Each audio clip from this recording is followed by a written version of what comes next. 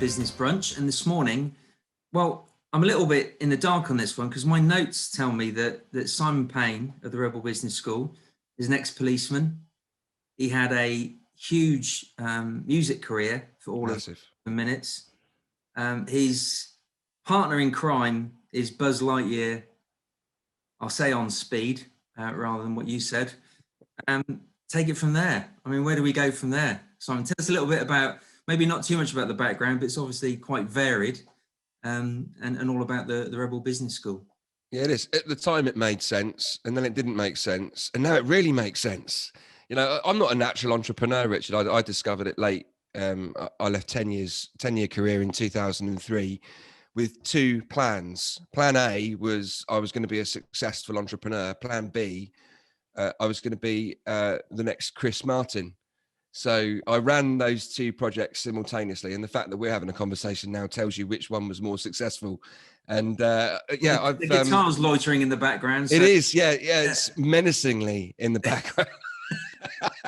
So if all else fails, Richard, if you think this man is talking utter nonsense, I could bust out a few tunes.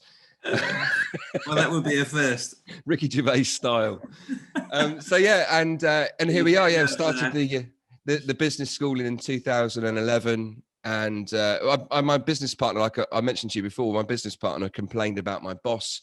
My boss sent me along to deal with this irritating man who'd written a 3-page handwritten letter of complaint.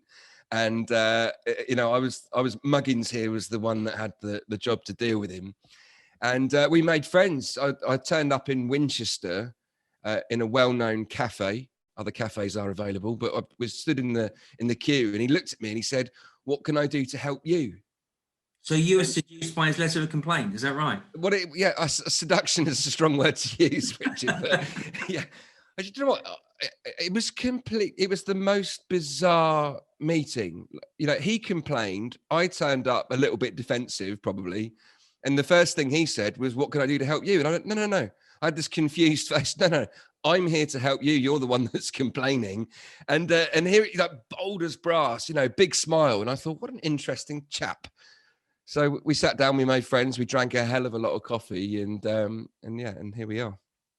So what was next then? So how quickly did you go into business together? It took about, we did a few little projects together over 2 or 3 years. But the underlying was that school, college, university doesn't give you the skills to be successful in life. And what happened to Alan is that point, sorry, quickly, when you say that, Simon, when you say they don't give you the skills to be successful in life, sorry to interrupt there, but it's an area that we're looking at B4 with businesses and schools. Are you focusing more on the soft skills side of things? Well, I think, you know, we do all this stuff with business skills and practical business skills, but one of the things that's really missing is confidence, is, you know, being able to make something happen for yourself, that whole self-efficacy bit of kind of going, I can wake up tomorrow and create anything I want. And, you know, definitely, I mean, soft skills are clearly part of it, but I don't remember having negotiation and persuasion lessons in school. I don't remember doing sales and marketing. I don't remember building websites. Websites didn't really exist when I was at school, but you know what I mean? It's that whole sort of... You learned about the Battle of Waterloo, which is obviously helping you day to day. Massively. And, you know, those buttons on the calculator that you had to press in certain maths lessons, like I still got no idea. You know, we spent years on that. I've got no idea what that was about. There were a couple hundred too many for my liking. I'm interested in the school stuff, right? And I'll tell you for why, for 2 reasons. One, my eldest, he's 18 now. He did business studies, GCSE, and one of the modules was business planning. And he said, I don't need to do that module, do I, Dad? Because you teach people how to start a business without a business plan. And I went, no. It doesn't quite work like that, sunshine, right? But I know what happened was when he left school, we went to every single sixth form college, community college in the East Midlands where I live, and there is nothing there for him, nothing. And I reckon there's a growing number, almost like an army of youngsters that are going through school going, you know, and they're coming out, they've got two choices. They're either going down I'm going to get on my soapbox. They're going down an A-level route, or they're going down a vocational skills route. Now, neither of those two things are wrong, but he is one of those kids that doesn't want to sit in a classroom anymore. In fact, I don't know how we managed to keep him in school for the time that he was there. And equally, he doesn't want to be a bricklayer, an electrician, or a beautician. So what's there for him? And we were walking in these places, and I think we were lacking in so much inspiration. And look, he has a TikTok account, right? He gets a little bit of sponsorship. He gets a little bit of cash from TikTok. He's got 50,000 followers or something like that. And he ran that as a hobby. And I'm sort of going, to start with, as a parent, I'm going, please, can you stop wheeling down the mall? You're going to get arrested. And he was like, yeah, but it's really cool, Dad. And I'm like, as a parent, I'm going, you're an idiot. Stop riding down the middle of the road on one wheel. It's not cool. And he's going, yes, it really is. And then on the other hand, I'm going, you've got 50,000 followers on TikTok and you're creating a life for yourself here. What did he do? He joined the army. Do you know what I mean? And I sort of go, as a parent, I go, I'm massively proud that he's just finished his basic training. Yeah. I'm massively proud of this boy. He's achieved a lot, and he's had a lot of hardship in the last 3 months. And like the corporal who was his boss at the training center for the army, I mean, this guy looked like he could take on half of Afghanistan single-handedly. He was an absolute beast, and I know that he's put the boy through his paces. But as a parent, do I want him to be a soldier? No, I don't. I know it's going to teach him stuff, and he's loving life.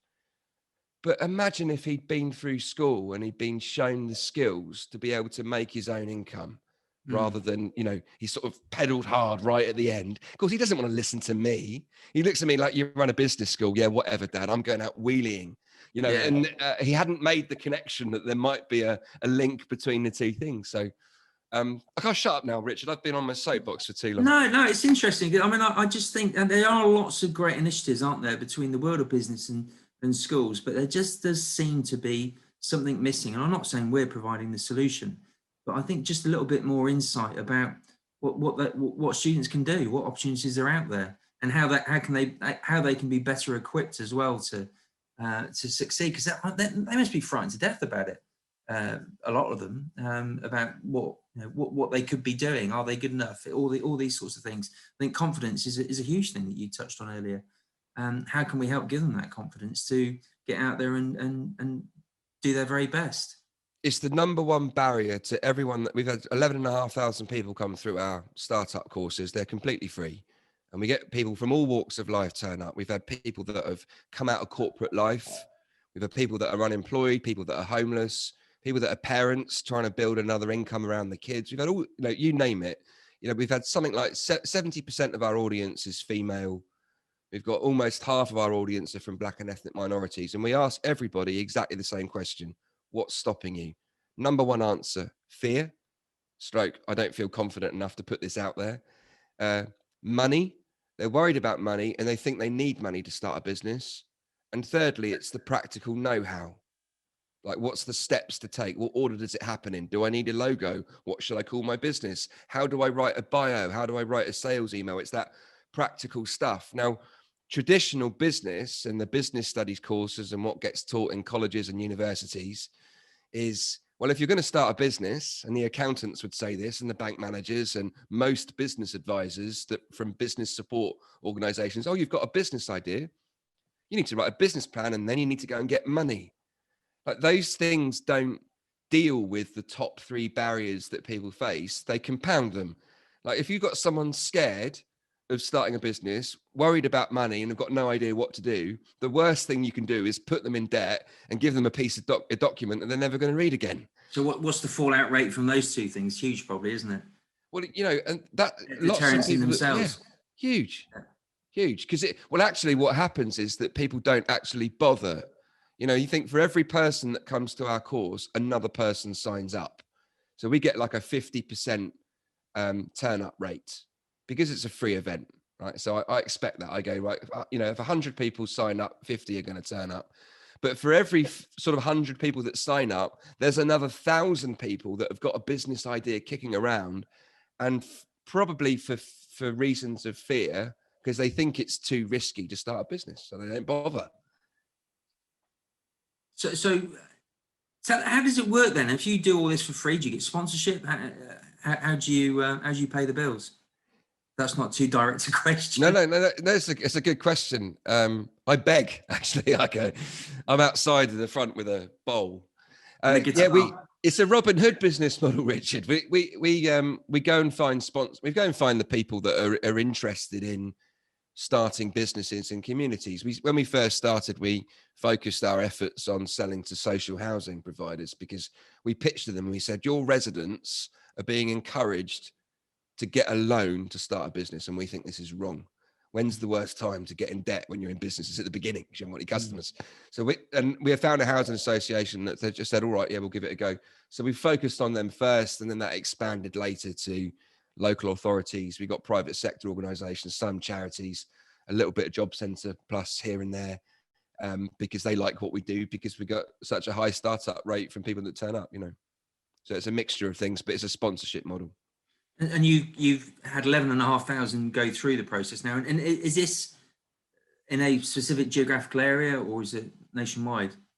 Yeah, well, most of our work's in the UK. We do have a little bit of overseas stuff. We've got a couple of projects in, one in France, one in New Zealand, one in Colombia. Obvious place to go. And we've got a franchise in New Zealand. Yeah, we launched in Bogota in November in the middle of a pandemic. Like that's. So was it Basildon, Aylesbury, then Bogota? Yeah. Yes. Yeah. And natural sequence. I'm waiting to go to Bogota. Do you want to come? I'll be up for that, definitely. I'll be happy to go to Basildon at the moment. Yes.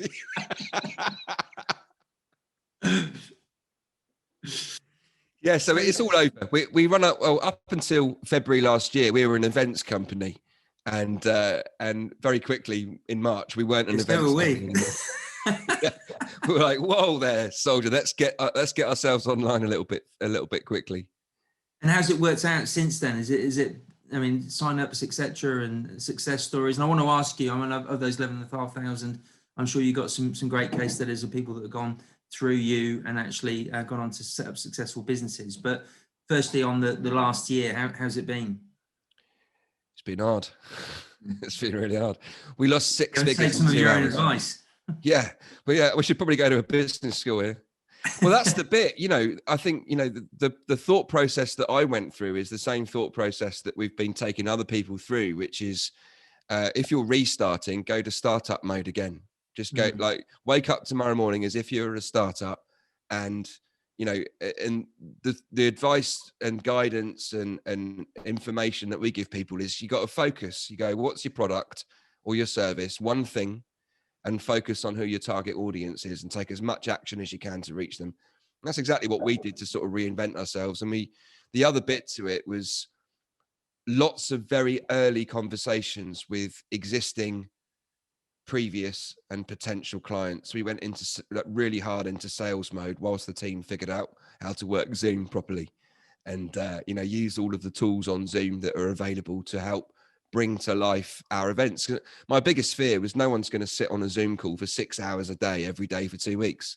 I'm not even sure I'm going to sit on a Zoom call for that. And I'm supposed to be running the bloody course, So, but yeah, we've managed to turn it around. And I think the fascinating bit for me is that we delivered 12 less events in 2020 compared to 2019. And we helped the same number of people.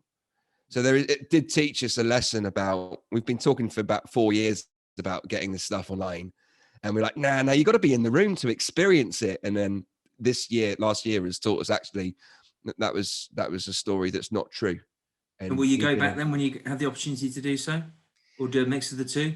I don't think we'll ever go back to what we were doing, because we were knackered. We were delivering 40, 45 events a year. 35 of them were in the UK, and then the others are either in Ireland or in America.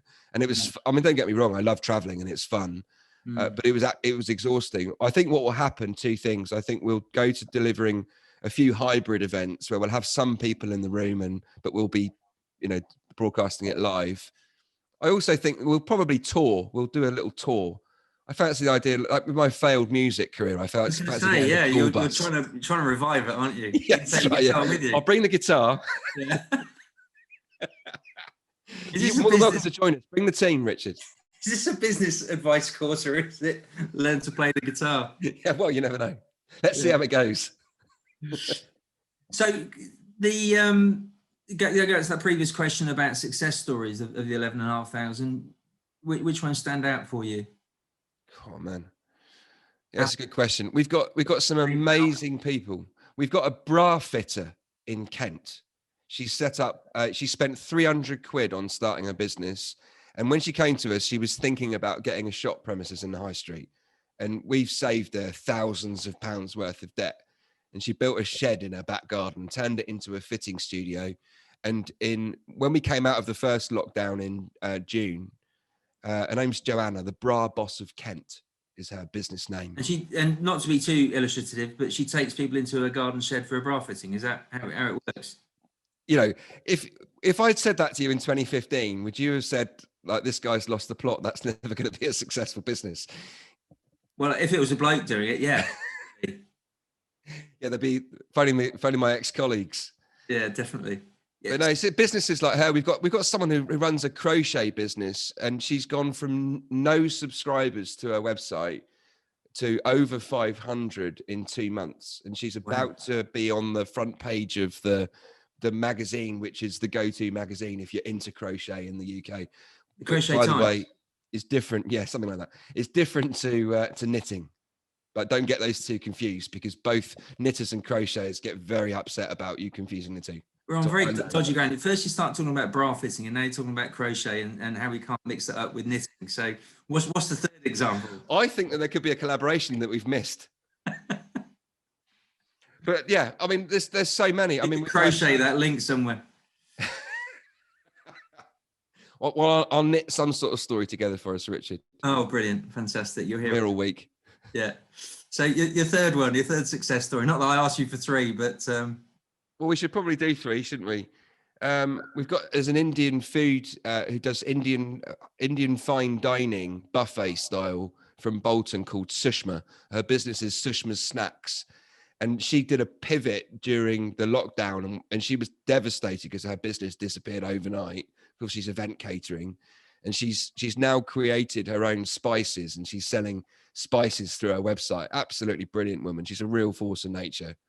One of my favorites, Sushma's Snacks from Bolton. Have you tasted them? Yeah. Fantastic. Yeah. Brilliant. So I'll ask you for three success stories. I mean, we talked offline before we joined the live call, and you're talking about how you help businesses sort of get unstuck. And obviously a lot of businesses would have got pretty stuck over the past 12 months. Yours and mine probably in that mix, and we've had to think on our feet and change what we do. What would you say about three standout bits of advice for any business listening, watching, and also how they can engage with the Rebel Business School? Yeah, sure. So your third bit of advice. Yeah, I mean, in reverse order, all of our courses are free. Find us online. Just Google Rebel Business School. You might see us as Pop-Up Business School. We've just been through a rebrand, which has been a bit messy. It's been a bit challenging, but we're still in the game. And sign up for one of our courses. Go to the events page. They happen all year round. Probably about a fifth of the people that come have already got a business, and they're coming for fresh ideas, or they're coming to restart. And the sort of things that we would say during that course, the sort of tips that I give you now is, most business owners, small business owners that I've met, haven't taken the opportunity to reconnect with friends, family, co-workers, former co-workers. It's the best bit of marketing out there, because it's completely free. And we've had some incredible results from people that we push people into going, right, send the email now, do it now.